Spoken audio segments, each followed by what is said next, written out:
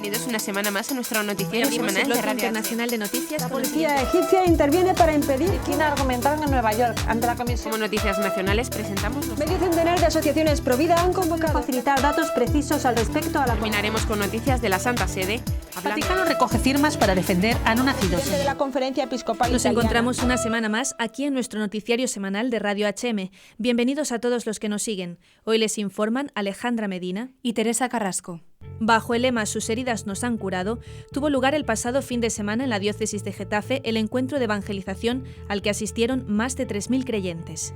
Durante los días 28 y 29, los participantes acudieron a ponencias, talleres, conciertos y diferentes actividades enmarcadas en el año jubilar del centenario de la consagración de España al Sagrado Corazón. Este congreso ha sido una de las actividades principales organizadas por la diócesis con motivo de este año jubilar, que comenzó el pasado 2 de diciembre y que se extenderá hasta el 24 de noviembre, Solemnidad de Cristo Rey, fecha en que se cerrará la Puerta Santa de la Basílica del Cerro de los Ángeles. Un encuentro que ha servido para reavivar la fe de no pocos cristianos y recordarles la importancia de llevar el mensaje evangélico, única verdad que nos salva, siendo conscientes de que no evangeliza quien no está enamorado de Dios. Monseñor Ginés García Beltrán, obispo de Getafe, destacó que el Congreso ha sido una verdadera y bella manifestación de la Iglesia con sus familias, jóvenes, carismas y ministerios, y pidió que los discípulos misioneros sean arriesgados con una identidad clara, fortalecidos por la oración y la práctica de los sacramentos y audaces en la evangelización por Cristo. Por su parte, Monseñor Munilla, último ponente, destacó en palabras de Martín Descalzo que no hay crisis de vocaciones, sino de santidad. De la misma manera, subrayó que no hay crisis de opción por los pobres, sino de personas que descubran a Jesucristo en los pobres, e hizo hincapié en que hay que tener apertura a la revelación en su conjunto, en la doctrina. No puedo seleccionar la revelación de acuerdo a mi sensibilidad, reiteró. A los asistentes se les dio la oportunidad de conocer también experiencias de sanación espiritual a través de invitados como el popular director de cine Juan Manuel Cotelo, que dio una charla sobre el perdón. Paralelamente se ha desarrollado un congreso infantil, un momento de encuentro, comunión y oración para niños y adolescentes que facilitó la participación de sus padres en el encuentro de evangelización. Comenzaremos con las noticias de interés internacional. Naciones Unidas. 19 países recuerdan que no existe el derecho internacional al aborto. Italia. El cardenal Oulez publica un libro defendiendo el celibato sacerdotal. Eslovenia. Concluye proceso diocesano de beatificación de sacerdote salesiano, conocido como el Don Bosco de Vietnam. Tierra Santa.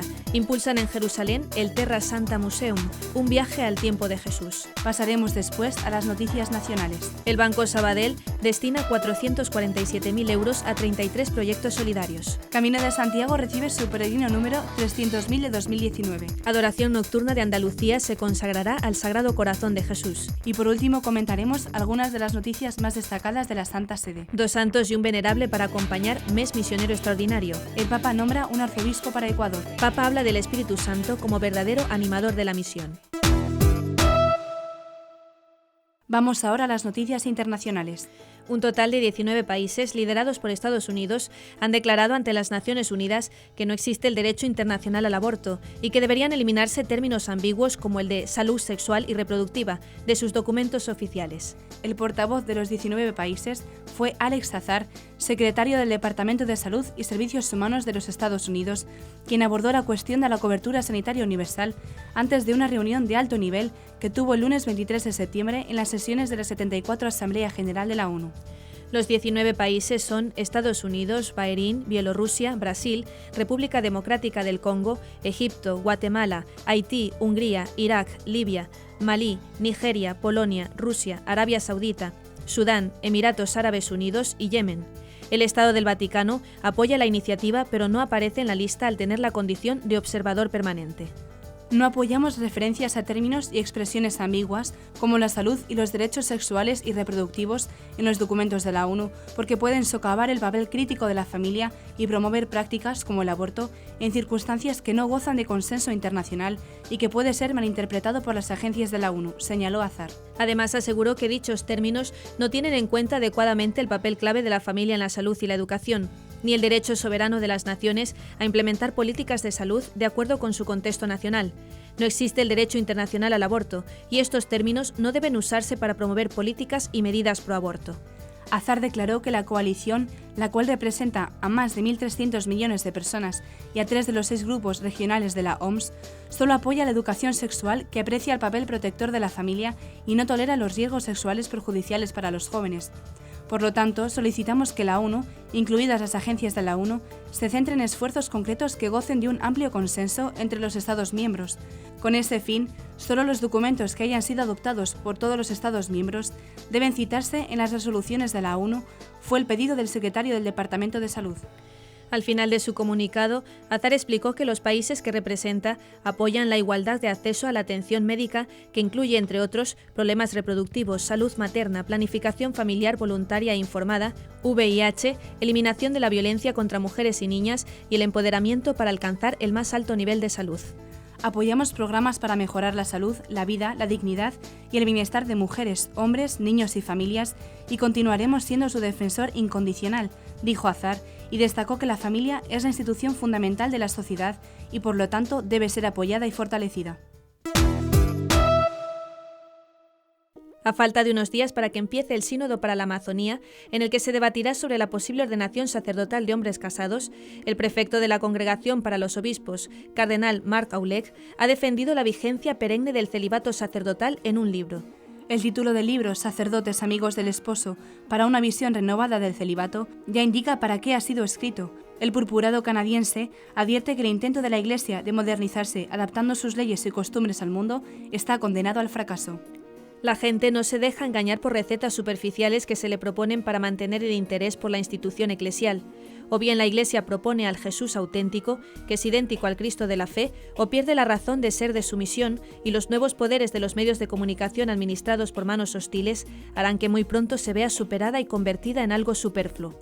El cardenal sostiene que precisamente hoy, en medio de un contexto difícil, es más pertinente que nunca defender el celibato sacerdotal.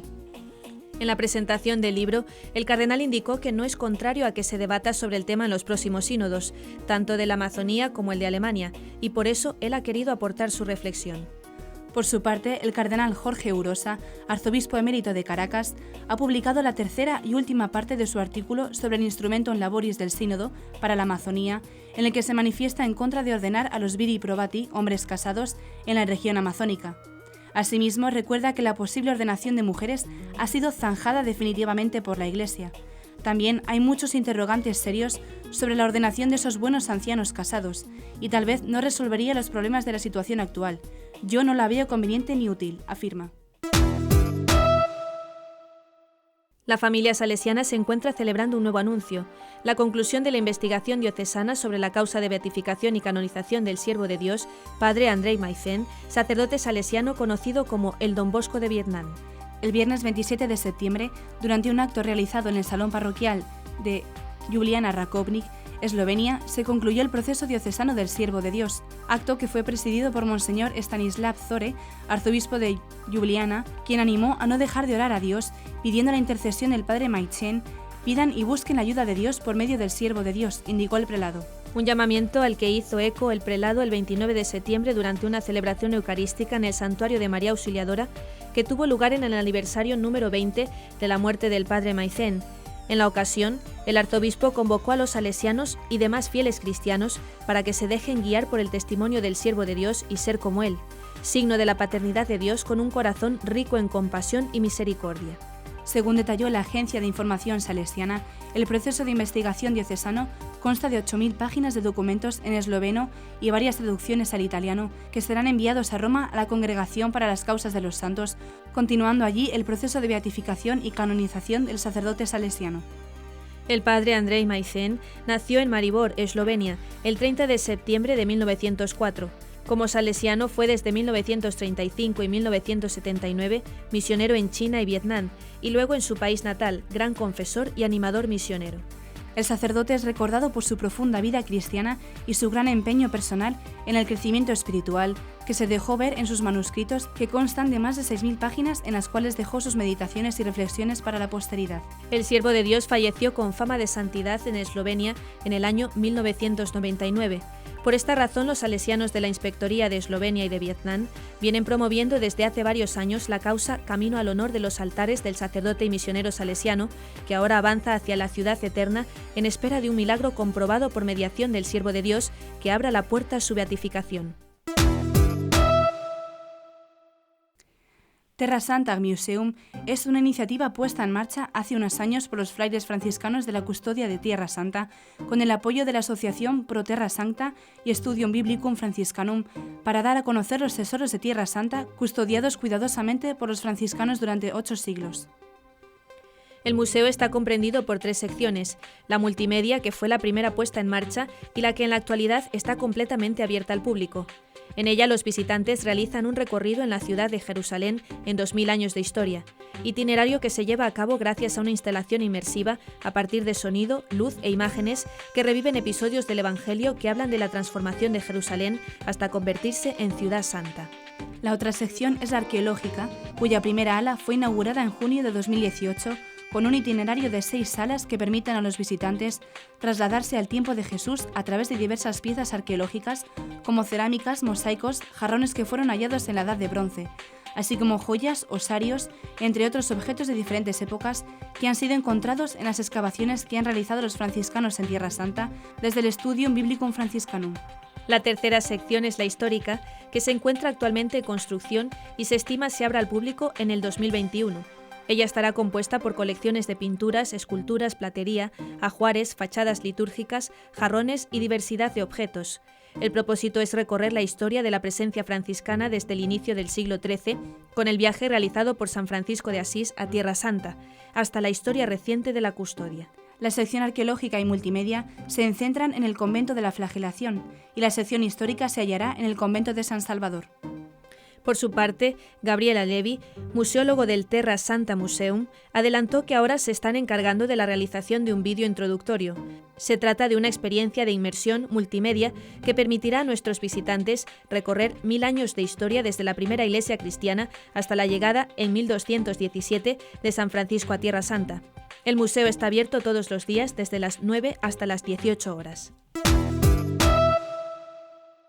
El Banco Sabadell, una de las entidades financieras más importantes de España, quiere seguir con su compromiso con los proyectos solidarios y con las personas más desfavorecidas, y para ello, dentro de su iniciativa para revertir recursos a la sociedad, ofrece a los clientes de Banco Sabadell soluciones de inversión que alinean la actividad financiera con la solidaridad a través del Fondo de Inversión Sabadell Inversión Ética y Solidaria y de su IIC Sabadell Urquijo Cooperación, SICAF, ambos gestionados por Sabadell Asset Management.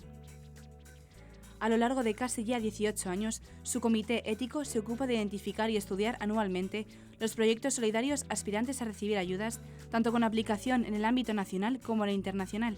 Este año han sido seleccionados 33 proyectos dentro del amplio número de solicitudes presentadas, de los cuales una buena parte eran católicos. De este modo destaca la diversidad de proyectos seleccionados, tanto geográficamente por el tipo de institución que lo recibe o por el motivo por el que se solicitan las ayudas. Para dar a conocer los proyectos seleccionados, se llevó a cabo un encuentro con representación de todas las ONGs e instituciones religiosas en un acto celebrado en el auditorio del Banco Sabadell de la calle Serrano 71 de Madrid.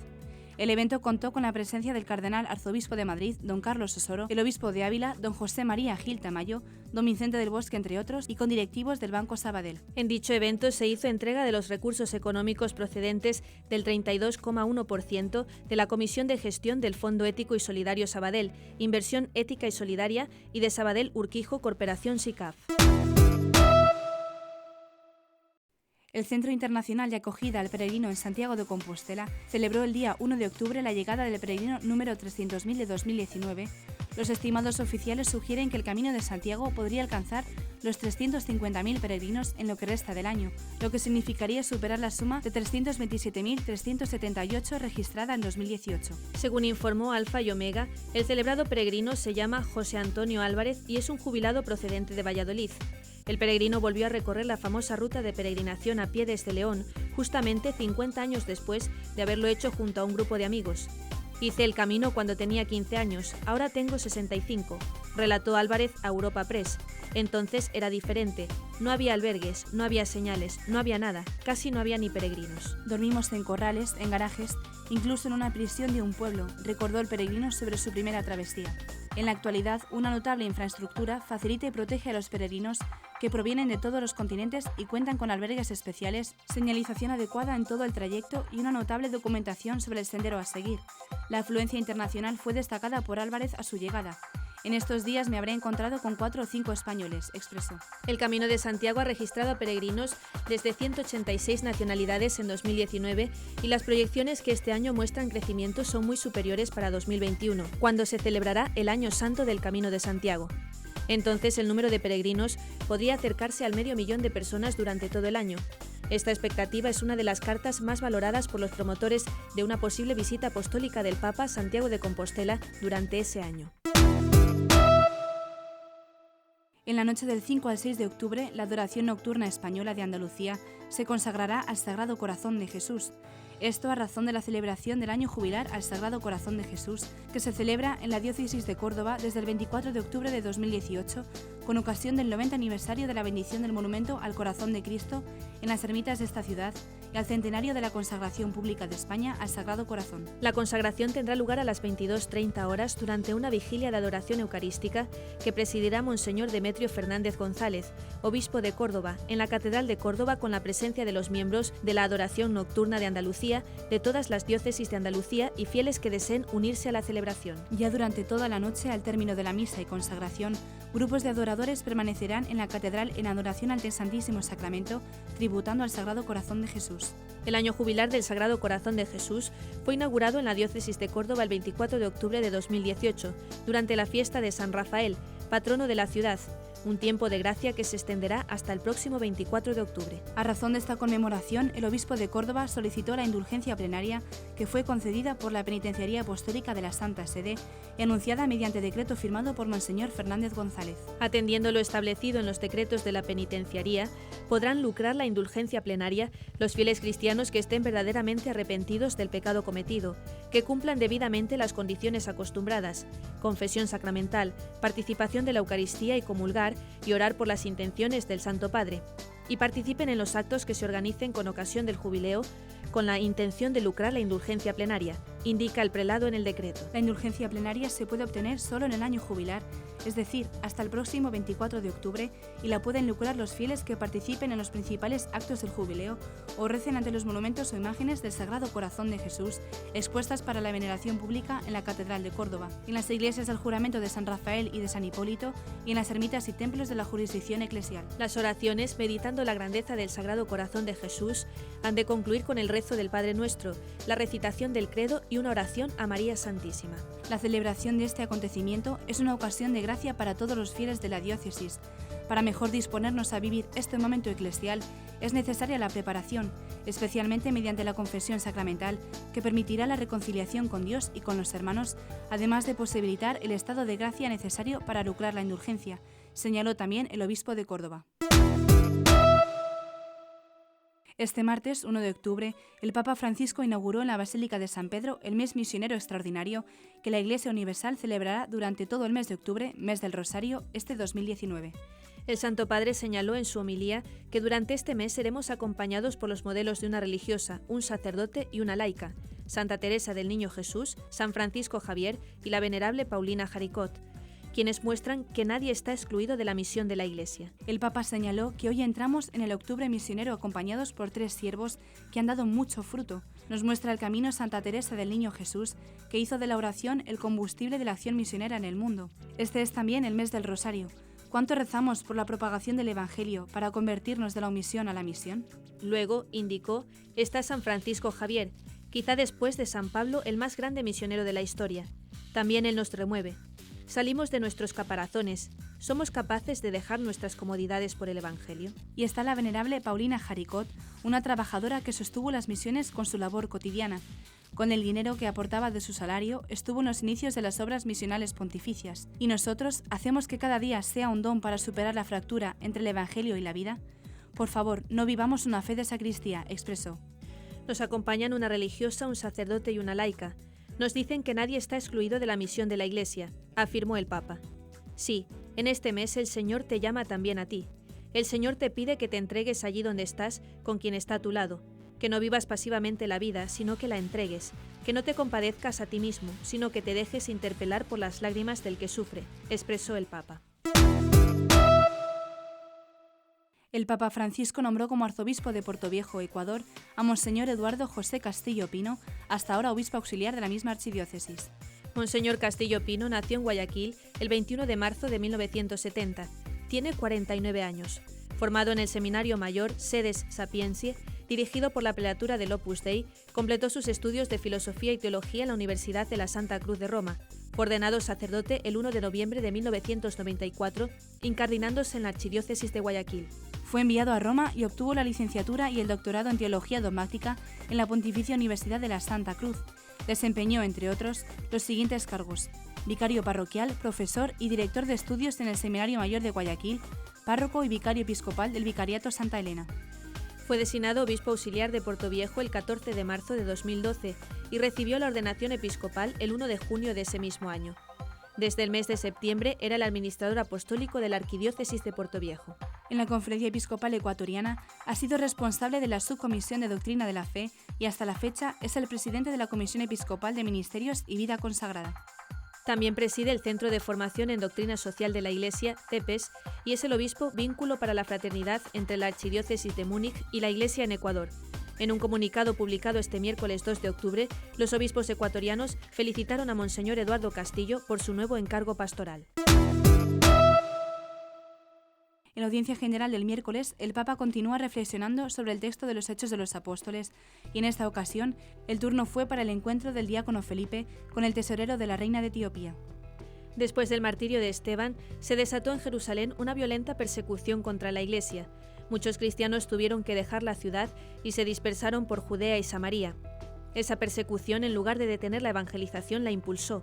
Así lo observamos en el testimonio del diácono Felipe, que fue a evangelizar las ciudades de Samaria, donde el anuncio de la palabra estaba acompañado por muchos signos de liberación y curaciones, dijo el pontífice.